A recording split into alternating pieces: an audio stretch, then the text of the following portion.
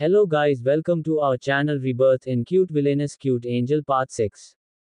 Chapter 31 आराध्य की जलन और गुस्सा। अब तक नूर की बातें सुनकर आराध्य काफी गुस्से में चेंजिंग रूम से बाहर चला जाता है।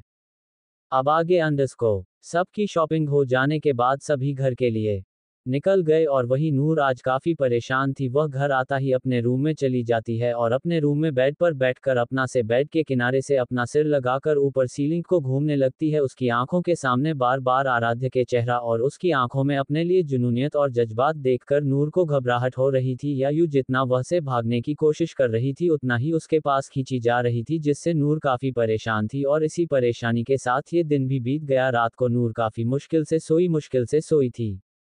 सुबह का वक्त नूर नाश्ता करने के बाद कॉलेज के लिए निकल गई। आज उसने व्हाइट और ब्लैक क्रॉप टॉप पहना जिसमें वह काफी खूबसूरत और प्यारी लग रही थी। उसने अपने बालों का एक बन में बांध रखा था। कॉलेज आते ही सभी लड़कों की नजर उसे पर ही ठहर गई। वही लड़कियां उसकी जलन से देख रही थी। काव्या जो कि अपनी दोस्त मिली और उसके साथ दो लड़कियां और मजबूती जिनका नाम रीना और टीना था। टीना नूर को देखते हुए काव्या से बोली, अंडरस्को पहले ये कॉपी कैट तुम्हारे जैसी बन के कॉलेज आई थी और अब इसको पता नहीं क्या हो गया है, पर जो भी हो ये तो आराध्य करके लिए तुम्हारी कॉपी करती थी कि आराध्य कर उसे पर ध्यान देंगे, पर आराध्य सर ने इसको सबके सामने रिजेक्ट कर दिया, तो इसने दूसरा तरीका उनके करीब जाने का रास्ता अपना लिया है। देखो कैसे खुद में कोवर करके कॉलेज आ रही है। इसको लगता है कि आराध्य सर इस पर ध्यान देंगे। बेवकूफ कहीं की, यह कितनी भी खूबसूरत क्यों न बन जाए, हमें पता है कि आराध्य सर इसको कभी पसंद नहीं करेंगे। वह तो तुम्हें पसंद करते हैं ना, और तुम ही करते रहेंगे। ये बोलकर वह काव्य को देखने लगी। वही काव्य उसकी बात से शर्माने लगी और शर्माते हुए बोली, अंडरस्को टीना तुम भी कैसी बात कर रहे हो, ऐसी कोई बात नहीं है। हम तो सिर्फ आराध्य के दोस्त हैं, कुछ और कुछ नहीं। और मुझे नहीं लगता क्या आराध्य पसंद करते हैं। वही उसकी बात सुनकर मिली भी टीना का साथ देते हुए बोली, अंडरस्को हाँ यार टीना बिल्कुल सही करिए, तुम हमारे आराध्य के लिए बिल्कुल सही हो और दिखने में कितनी मासूम और प्यारी हो, तो तुम्हें कौन नहीं पसंद करेगा। और रही बात आराध्य की, तो देख कितने प्यार से तुमसे बात करता है। माना हम दोस्त हैं, पर फिर भी नूर के सामने तुम्हें हमेशा प्यार से बात की है, इसलिए हम सब जानते हैं वह तुम्हें पसंद करता है। चाहे दिखता नहीं हो, पर वह सपोर्ट तो तुम्हें हमेशा करता है ना। वही उसकी बात सुनकर काव्या और शर्माने लगी। वही उसको शर्माने देखे वह तीनों हंसने लगी। वहीं नूर अपने दोस्तों के साथ क्लास में आई कि तभी उसकी नज़र आराध्य से जा मिला, जो अपनी सीट पर बैठकर उसको ही देख रहा था। आराध्य को देखकर उनका कल का उनके बीच का पल याद आ गया और उसके थोड़े कण और गाल लाल हो गए, पर खुद को संभल के उसने अपनी नज़र हटा ली और अपनी बेंच की तरफ जाकर अपने बेंच पर बैठ गई। और वही मानव, पाखी, वीर और राखी अपनी जगह पर जाकर बैठे हैं।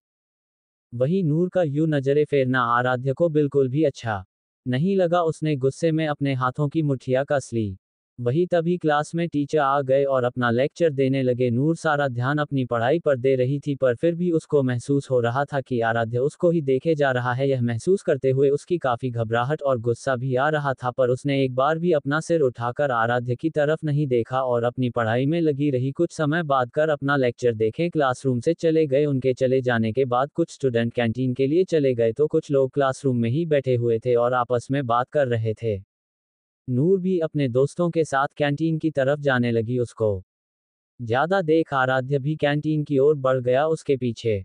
उसके दोस्त भी चल दिए। नूर कैंटीन की तरफ बढ़ी रही थी कि तभी कोई आकर उसके गले लग गया। अचानक से किसी के गले लगने से नूर बिल्कुल चौंक गई और वही आराध्य को उसे इंसान पर काफी गुस्सा और उसकी जलन भी हो रही थी, और वह घुरकर उसे इंसान को देख रहा था। वही नूर जो उसे इंसान के गले लगने से चौंक गई थी कि तभी उसकी कानों में आरव की आवाज सुनाई दी। तो यह कोई और नहीं आरव था। आरव उसको गले लगाए हुए ही बोला, अंडरस्को हाय दीदी आप कैसी हो, और आप कॉलेज क्यों नहीं आई थी। यह बोलते हुए उससे दूर हो गया। वही उसकी बात सुनकर नूर के होठों पर प्यारी सी मुस्कान आ गई और वह आरव के बाल को सहलाते हुए बोली, अंडरस्को हम बिल्कुल ठीक हैं छोटा भीम। वह तो हम फिर भी किसी काम की वजह से रुक गए थे। और आप बताओ आपकी पढ़ाई कैसी चल रही है, और अब कोई दिमाग में उल्टे सीधे ख्याल नहीं ना आते? अगर आते हैं ना तो निकाल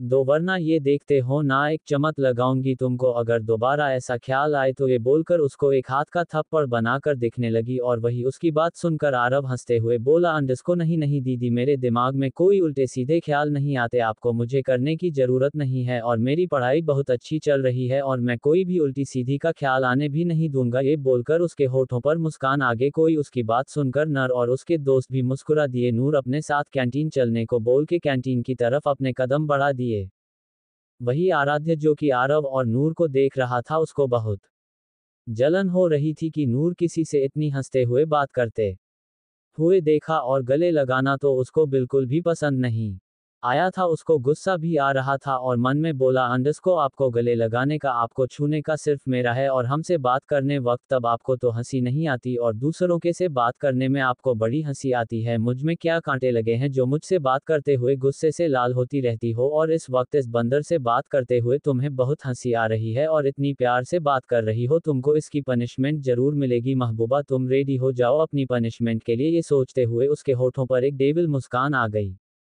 चैप्टर 32 लाइब्रेरी में फोर्सफुली किस और काव्या की नफरत अब तक अंडस्को आराध्य को आरव को नूर के गले लगने से जलन और गुस्सा दोनों हो रहे था इसलिए उसने अपने मन में नूर को पनिशमेंट देने का सोच लिया था अब आगे अंडस्को नूर अपने दोस्तों के साथ कैंटीन खाना खाने के बाद बाहर आई कि तभी उसकी याद है कि उसको एक बुक लाइब्रेरी से लेनी है इसलिए उसने इन सबको देखते हुए बोली अंडस्को तुम लोग चलो मुझे लाइब्रेरी से एक बुक लेनी है मैं आता हूँ ये बोलकर वह अपने कदम लाइब्रेरी की तरफ बढ़ा दिया और वही उसके दोस्त क्लासरूम की तरफ चले गए लाइब्रेरी में हर सेल्फ में जाकर नूर का बुक ढूंढने लगी अब वह बुक ढूंढते हुए वह सबसे लास्ट में की सेल्फ में चली गई और वही बुक सेल्फ लास्ट में होने की वजह से वहां पर कोई भी लाइब्रेरी में बैठे स्टूडेंट दिखाई नहीं दे रहे थे और थोड़ा अंधेरा भी था कि तभी कोई उसकी कमर को उसको अपनी तरफ किया और उसके होठों को अपने होठों में कैद करके फोर्सफुली किस करने लगा और वही नूर इस हरकत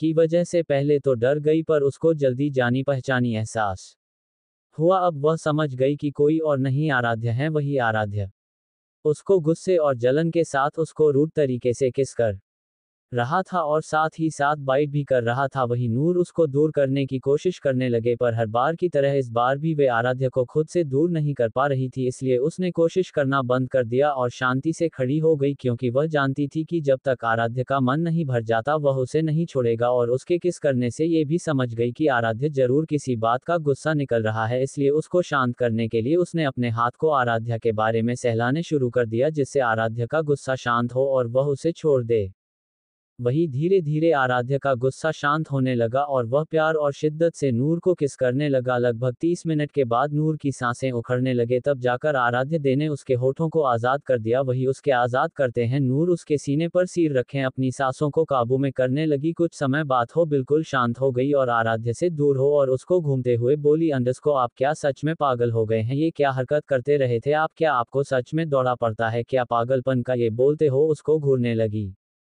वही उसकी बात सुन के आराध्य उसकी आंखों में देखते हुए उसको घूरते हुए बोला अंडस्को इसकी वजह तुम हो महबूबा इसमें मेरी कोई गलती नहीं है मैंने पहले ही बोला था मुझे पसंद नहीं कि इसमें मेरी कोई गलती नहीं है मैंने पहले ही बोला था कि लड़कों से दूर रहना तो तुम्हारी हिम्मत कैसे हुई उसे बंदर को गले लगाने की यह तो तुम्हारी छोटी सी पनिशमेंट है अगर दोबारा तुमने किसी भी लड़की को गले या खुद को छूने दिया मैं क्या करूंगा यह मैं भी नहीं जानता इसलिए दूर रहो ये तुमको लास्ट वार्निंग है ये बोलते हो उसको घूरने लगा वही उसकी बात सुनकर नूर बुरी तरह चढ़ गई और चीरते हुए बोली अंडस्को हद है यार आपको सच में समझ में नहीं आती जब हम आपसे साफ शब्दों में बोल दिया है कि आपका हमारे पर कोई हक नहीं है फिर भी आप हम पर अपना हक जताते रहते हो और हमारा मन हम किसी के करीब जाएं या ना जाए इससे आपसे क्या है आप नहीं रोक सकते हमें हमें क्या करना है क्या नहीं करना है ये हम डिसाइड करेंगे ना कि हमसे दूर रहिए हम भी आपको लास्ट वार्निंग देते हैं ये बोलते आराध्य को घूर कर देखा और उसको धक्का खुद से दूर किया और लाइब्रेरी से अपना बुक लेकर बाहर भाग गई वही उसकी जाती देख अपने हाथों को पेट के पॉकेट में डालते हुए होठों पर डेविल मुस्कान के साथ बोला अंडस्को लगता है तुम्हें अपनी दुनिया में कैद करना ही होगा महबूबा मैं नहीं चाहता था कि तुम्हें मैं अपनी दुनिया में कैद करूं पर तुम मुझे अपनी दुनिया में कैद करने पर मजबूर कर रही हो और रही बात आपकी कि यह हक में जल्दी ही तुमको बताऊंगा कि मैं किस हक से तुम्हारे करीब आता हूं ये बोलते हुए उसके होठों पर एक जहरीले मुस्कान आ गई और वह तेज कदमों से लाइब्रेरी से निकल गया वही उसे सेल्फ के पीछे एक जोड़ी आंखें जो कुछ से और नफरत से उसे जगह को देख रहे थे जहां पर अभी अभी आराध्य और नूर एक दूसरे के बेहद करीब थे और उसकी आंखों में आंसू भी थे, और यह कोई और नहीं काव्या थी जो कि लाइब्रेरी में आराध्य के पीछे आई थी, और उसने जब आराध्य को नूर को किस करते हुए देखा तो वह बिल्कुल हैरान हो गई और उसके पैरों तले जमीन की सके पर उसकी आंखों में तुरंत ही नूर के लिए नफरत और गुस्सा दिखाई देने लगा। वह उसे जगह को होते हुए अपने मन में बोली, अंडस्को नहीं नूर, तुम मुझे आराध्य को छीन नहीं सकती, ऐसा मैं होने नहीं दूंगी। तुमने गलती कर दी। आराध्य के इतने करीब जाकर उनके करीब जाने का हक सिर्फ और सिर्फ मेरा है। मैं तुम्हें इसकी सजा देकर रहूंगी। अब तुम देखते जाओ मैं क्या करती हूँ। मैं सबकी नज़र में तुमको गिरा कर दूंगी और आराध्य की नज़र में इतना गिराऊंगी और तुमको आराध्य से दूर करके रहूंगी, नर्क बना दूंगी मैं तुम्हारी जिंदगी। बस तुम देखते जाओ मैं क्या क्या करती हूँ तुम्हारे साथ। यह बोलते हुए उसकी आंखों में नफरत और बेशुमार गुस्सा नूर के लिए दिखाई दे रहा था। वही इन सब से बेखबर नूर अपने दोस्तों के पास आ गई। वही उसके आते हैं पाखी बोली, अंडस्को इतनी देर क्यों हो गई? नूर कहाँ रह गई थी? तू कब से वेट कर रहे हैं तेरा, और तेरा फेस इतना लाल क्यों पड़ा है? जिसे सुनकर नूर हड़बड़ा गई, पर खुद को संभालते हुए नूर बहाना बनाते हुए बोली, अंडस्को वह मैं वॉशरूम चली गई थी इसलिए थोड़ा टाइम लग गया बस, इसलिए। यह बोलकर अपनी जगह बैठ गई और अपने साथ जो बुक लाई थी उसे पढ़ने लगी कि तभी क्लासरूम में आराध्य भी आ गया। उसकी नज़र नूर पर चली गई जो कि बुक पढ़ने में बिजी थी। नूर को एक नज़र देखा, वह भी अपनी जगह जाकर बैठ गया, और वही उसके आते हैं नूर तिरछी नजरों से आराध्य को दिखा, फिर अपने बुक ध्यान से पढ़ने लगी। चैप्टर 33 नूर की खूबसूरती और आराध्य के दिल की धड़कन। अब तक अंडस्को काव्य आराध्य और नूर को करीब देख लेती है, जिसे देखकर उसे नूर से और भी नफरत होने लगी। अब आगे अंडस्को कब 2 हफ्ते बीत गए पता ही नहीं चला, और आज ईशानी और राजवीर का एंगेजमेंट का दिन भी आ गया। ये एंगेजमेंट राजावत मैंशन में ही होने वाला था। मलिक हाउस ईशानी का कैमरा। ईशानी इस वक्त शीशे के सामने बैठी हुई थी और मेकअप आर्टिस्ट उसका मेकअप करने में लगे हुए थे। ईशानी ने इस वक्त मेहरून कलर का लहंगा पहना था जिसमें वह काफी खूबसूरत लग रही थी, और लाइट मेकअप हो जाने के बाद ईशानी के खूबसूरती में 4 चांद लग गया था। तभी उसके कमरे में शालिनी आते हैं जिन्होंने गोल्डन रेड कलर का बनारसी साड़ी पहन रखा था जिसमें वह काफी खूबसूरत लग रही थी। ईशानी को देखकर वह थोड़ा इमोशनल हो गई और उसके कानों के पीछे काला टीका लगाते हुए बोली, अंडस्को आपको किसी का नजर ना लगे। बच्चे सच कहते हैं लोग, बेटियां बहुत जल्दी बड़ी हो जाती हैं। हर माँ बाप का सपना होता है बेटियों को शादी के जोड़े में देखना, पर जब बेटियां दुल्हन के रूप में उनके सामने आती हैं तब उनको एहसास होता है कि अब बेटियां उनकी थी ही नहीं, वह तो दूसरे की अमानत थी जिसे उन्होंने संभाल के रखा था, और एक न एक दिन उसको अमानत को उनका सौंपना पड़ता है। ये बोलते हुए उनकी आंखों में नमी आ गई। वहीं उनकी बात सुनकर ईशानी के भी आंखों में आंसू आ गए।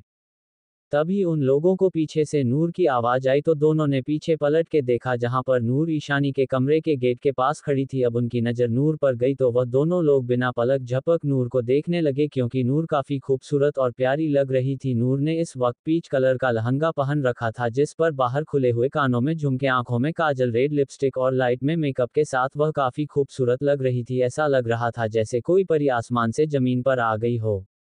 वहीं नूर चलते हुए शालिनी जी और ईशानी के पास आती है। उन दोनों को देखते हुए बोली, अंडस्को अरे आप लोग क्यों इमोशनल हो रहे हो? अगर आप लोग इमोशनल हो जाओगे तो आप लोग की जो मेकअप किया गया है ना वह सब खराब हो जाएगा, और मैं नहीं चाहती कि हमारी दीदी के शादी में दीदी हमारी चुड़ैल लग, वरना जीजू भाग जाएंगे। ये बोलकर हंसने लगी। वही उसकी बात सुनकर ईशानी चीड़ गई, उसके कंधे पर मरते हुए बोली, अंडस्को नूर की बच्ची कुछ ज्यादा ही नहीं बोलता है तू चप्पल मत कर वरना मैं तेरे को चुड़ैल बना दूंगी। यह बोलकर उसको होने लगी।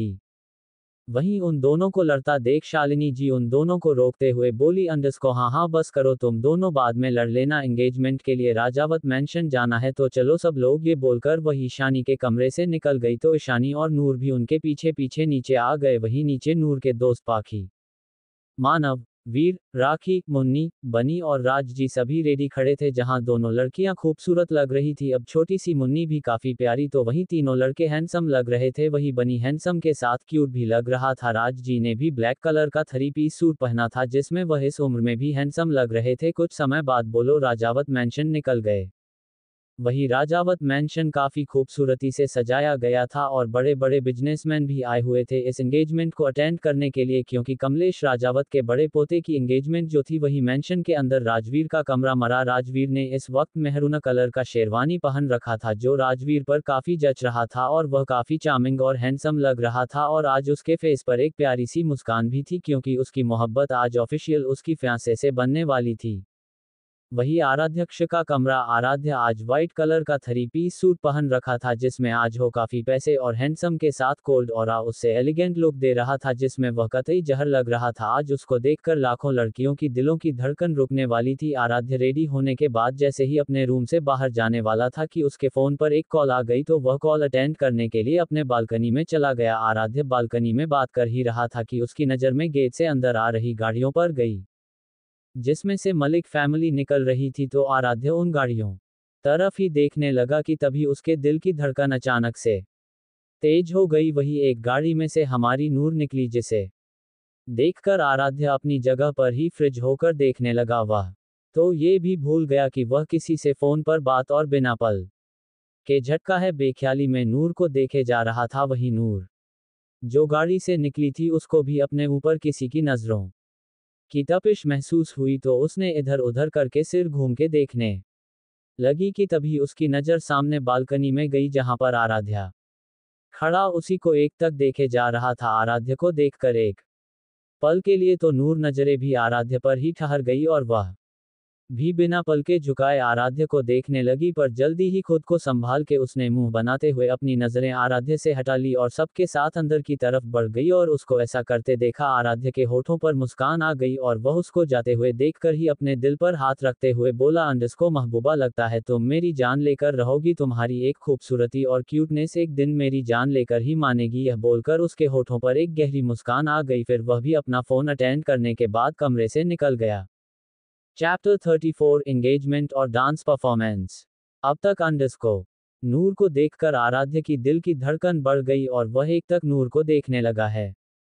अब आगे अंडस्को गार्डन एरिया जहां पर एंगेजमेंट की तैयारी की गई थी। इस पार्टी में बड़े बड़े बिजनेसमैन और सेलिब्रिटी भी आए थे। मलिक परिवार के आते हैं राजावत परिवार ने उनका स्वागत किया और वही सीमा जी ईशानी के देख उसकी बलिया लेते हुए बोली, अंडस्को हाय मेरी बच्ची कितनी प्यारी लग रही है, आपको किसी की नजर ना लगे बच्चे। ये बोलकर उसकी बालियां ले ली, तो वही उसके पास खड़ी नूर मुंह बनाते हुए बोली, अंडस्को अरे क्या मैं अच्छी नहीं लग रही, आप तो मेरी बालियां ले ही नहीं रही। यह बोलकर अब मासूमियत से अपने पाल के झपकाने लगी।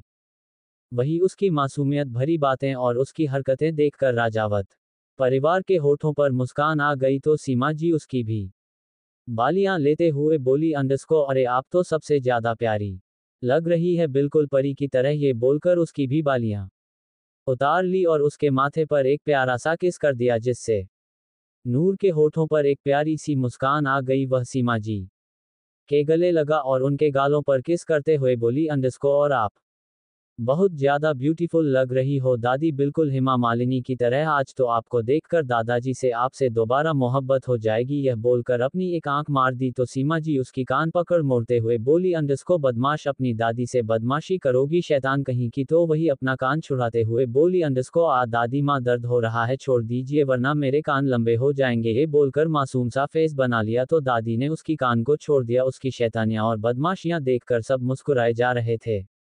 वहीं कुछ देर पहले आराध्य पार्टी में आया था, उसकी भी नज़र नूर पर आई थी और उसको ऐसे बदमाशी और शैतानी करते थे उसके होठों पर भी एक प्यारी सी मुस्कान थी। वही राजवीर एक तक ईशानी को देखे जा रहा था और यह बात ईशानी भी नोटिस कर रही थी, पर उसको तो बहुत शर्मा रही थी। उसने धीरे से अपनी नज़र उठाकर राजवीर को दिखा, जिसे देख राजवीर के होठों पर एक प्यारी सी मुस्कान आ गई।